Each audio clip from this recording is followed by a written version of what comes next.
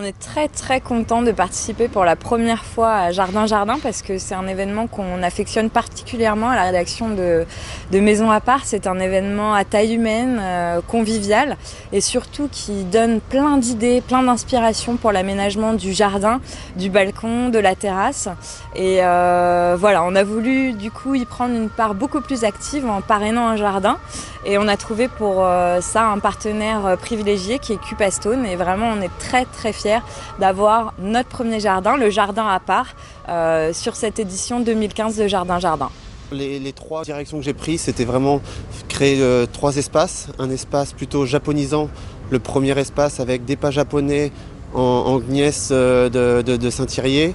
Le deuxième, ça a été plutôt des espaces détente, des espaces avec des terrasses de différentes couleurs et avec des différentes poses.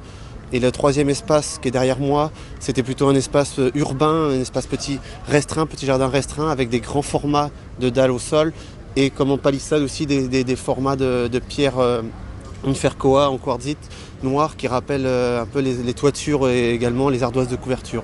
Donc les principales implications de la pierre naturelle, généralement, vont dépendre vraiment du projet du paysagiste ou du client en particulier qui va vraiment demander un projet différent par rapport à ce qu'il veut transmettre dans son espace paysager.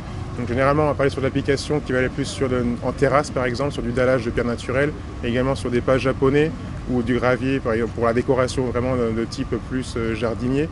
Et après également sur tout ce qui est application qui va correspondre un peu à l'élément même du bâtiment principal de la maison, donc que ce soit des murets ou la piscine, par exemple. Voilà.